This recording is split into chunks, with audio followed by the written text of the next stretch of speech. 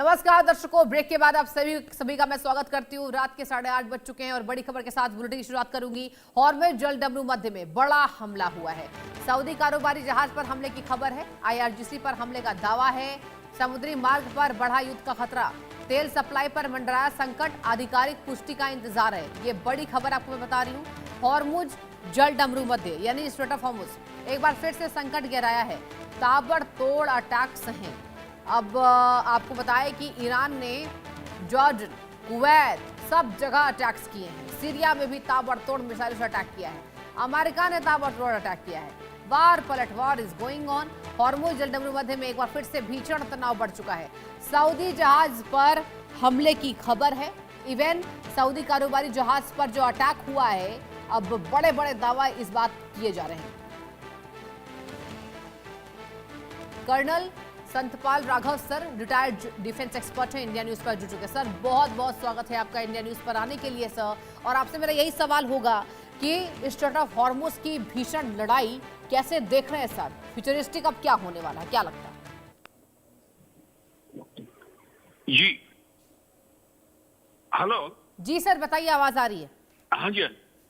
ये जो आज घटनाक्रम हुआ है, यमन के जो हुत्ती विद्रोहियों ने आज यानी कि 20 जुलाई सऊदी अरब के खिलाफ समुद्री नाकेबंदी की घोषणा की है। हाँ।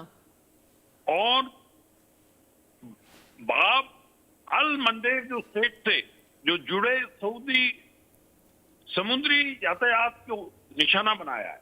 जी। ये घोषणा सैन्य घटनाओं और यमन पर सऊदी कार्रवाई के जवाब में की है, नंबर 1।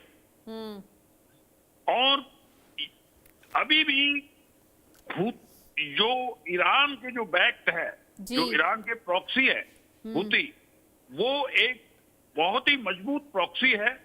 और ये ईरान की के बैक पे ये किया गया है। That is number 2।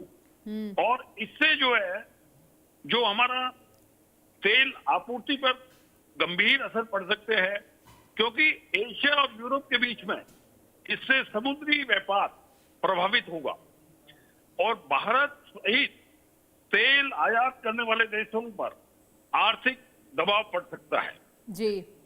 सबसे बड़ा जो घटनाक्रम है, यमन के जो ईरान के जो समर्थित हुती संगठन, जो उसको अंसार अल्लाह के ने सऊदी अरब के विरुद्ध तत्काल प्रभाव से नेवल ब्लॉकेट की घोषणा की है।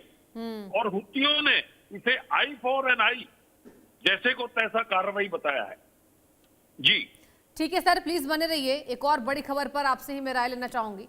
ईरान के शिराज में जोरदार धमाके की खबर है दर्शकों। इलेक्ट्रॉनिक इंडस्ट्रीज कॉम्प्लेक्स के पास विस्फोट हुआ है। सुरक्षा प्रतिष्ठान के नजदीक धमाके से हड़कंप मच गया। हमले की वजह से पर आधिकारिक पुष्टि का इंतजार है। और मेरे साथ कर्नल राघव सर बने हुए लगातार।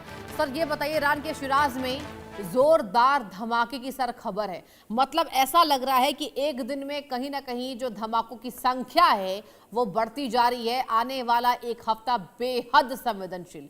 What you take?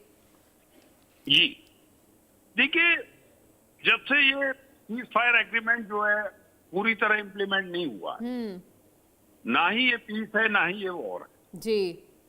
और इसका जो फॉल आउट है वो कहीं ना कहीं इस तरीके से हो रहा है कि एक स्टेबिलिटी नहीं है रीजन के अंदर। और इसकी जो दोनों यूएस और ईरान है, वो एक टेबल पर बैठकर इसका जब तक समाधान बड़ा क्लियर नहीं हो, ये स्थिति ऐसे ही चलेगी।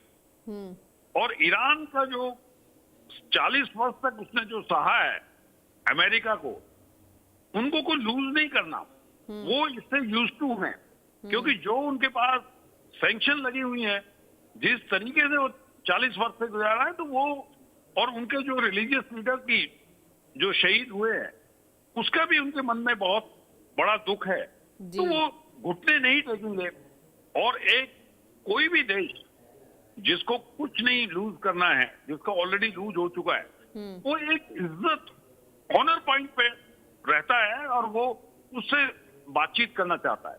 जी तो ये फॉल आउट जो है, अमेरिका की पूरी कोशिश है विद एलाइज लाइक इजराइल कि उसको जो है डिस्टर्ब करना है और उसको ऐसी चोट पहुंचाना जिससे वो घुटने पे आ जाए। लेकिन ईरान बड़ी मजबूती से इसका जो है संघर्ष कर रहा है। जी बिल्कुल सर लेकिन ये बताइए कि अगर बात की जाए इनके पीस टॉक की तो कोई संभावना है ही नहीं। ऑन द अदर हैंड अब कोई देश मध्यस्थता करने की बात भी नहीं कर रहा है। पहले ये था, हमें ये लगा कि चलिए चाइना सपोर्ट करेगा, रशिया सपोर्ट करेगा, लेकिन आप इनकी हस्तक्षेप आप देख रहे हो सर, कोई बात भी करने को तैयार नहीं है। कैसे रुकेगा ये जंग?